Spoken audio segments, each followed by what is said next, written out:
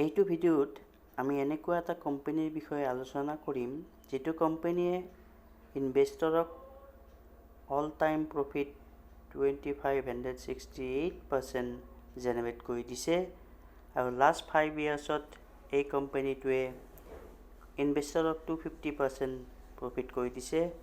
আজি এই কোম্পানীটো এইটো কাৰণতে লৈ আহিছোঁ যে এই কোম্পানীটোৱে এটা নিউ টেকন'লজিৰ ওপৰত কাম কৰি আছে আৰু এই টেকন'লজিটো হয়তো অহা 5 বছৰৰ পিছত বা 5 বছৰৰ ভিতৰত আমাৰ সকলোৱে এডাপ্ট কৰিব আৰু তেতিয়া হয়তো আপোনালোকৰ হাতলৈ এই কোম্পানীটো কিনিব পৰা অৱস্থাত নাহিব।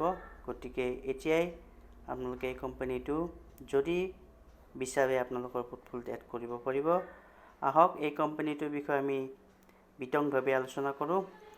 নমস্কাৰ, ট্ৰেণ্ডিবলছন ডালাৰশ্বিপ চেনেলত আপোনালোক সকলোকে স্বাগতম জনাইছোঁ। আমাৰ ভিডিঅ'বোৰ চাই যদি আপোনালোকে উপকৃত হয় তেতিয়াহ'লে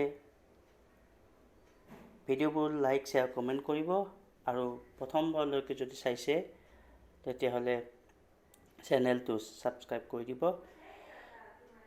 আল্ট্ৰাটেক গ্ৰীণ টেক নামৰ এই কোম্পানীটোৱে একচুৱেলি ইলেক্ট্ৰিক বাছৰ কাম কৰে।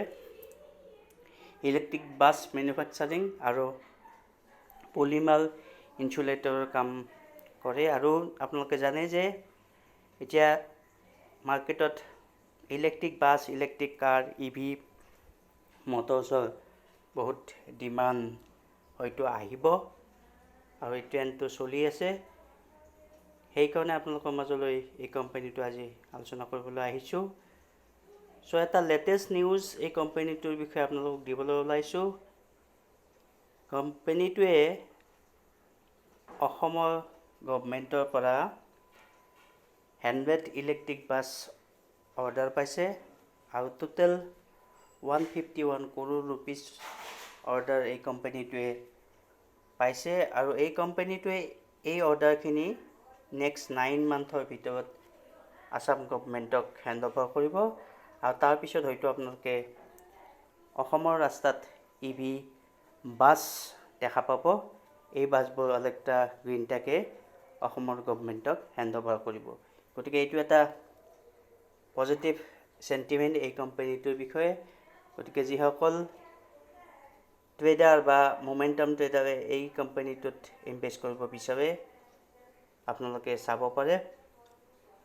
আহক আমি এতিয়া এই কোম্পানীটোৰ চাৰ্ট লগতে ফাণ্ডামেণ্টেল কেনেকুৱা হয় আপোনালোকৰ মাজত আলোচনা কৰোঁ।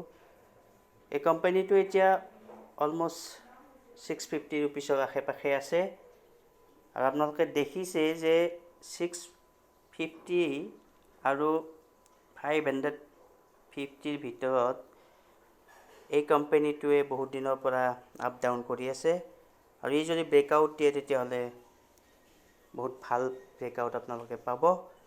গতিকে ট্ৰেডাৰ বা শ্বৰ্ট টাৰ্ম ট্ৰেডাৰে এই কোম্পানীটোৰ এই লেভেলত আপোনালোকে বাই কৰিব পাৰে।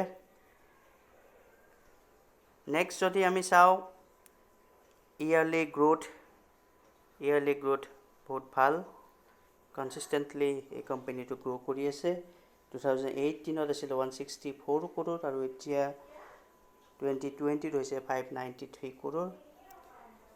ফাণ্ডামেণ্টেল যদি চাওঁ তেতিয়াহ'লে গম পাম যে এইটো এটা স্মল কেপ শ্বেয়াৰ বুলিয়ে ক'ব পাৰোঁ। 5,240 crore আৰু পি ৰেচিঅ' প্ৰিমিয়াম ভেলুত ট্ৰেড কৰি আছে, যিহেতু ইণ্ডাষ্ট্ৰি P44 আৰু P103, ROE 4.66, EPS 6.18। এতিয়া বৰ এটা ভাল নহয় কাৰণ এইটো এটা ফিউচাৰত গ্ৰোথ কৰিব বুলি ভবা কোম্পানী। গতিকে এজ অফ নাও ইয়াৰ ROE আৰু EPS বৰ এটা ভাল নহয়, কিন্তু যিহেতু EV ট্ৰেণ্ড আমি এডাপ্ট কৰিব লাগিব, গভৰ্ণমেণ্টে ইম্পৰ্টেঞ্চ দি আছে, গতিকে ফিউচাৰত এই কোম্পানীটো গ্ৰ' হ'ব বুলি মই আশা কৰিছোঁ।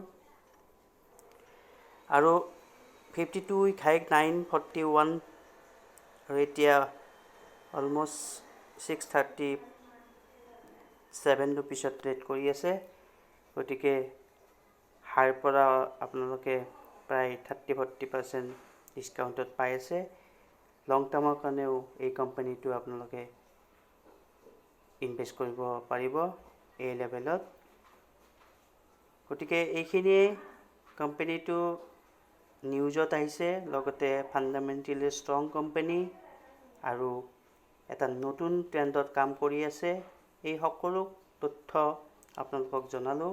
আৰু আপোনালোকে যদি এই নতুন ট্ৰেণ্ড ইভি কাৰৰ ওপৰত, ইভি বাছৰ ওপৰত যদি আপোনালোকে ইণ্টাৰেষ্টেড হয় আৰু আপোনালোকে ভাবে যে ইভি কাৰ, ইভি বাছ অহা কেইবছৰৰ ভিতৰত সকলোৱে এডাপ্ট কৰিব, বাই কৰিব, তেতিয়াহ'লে এই কোম্পানীটো আপোনালোকে নজৰত ৰাখিব পাৰে।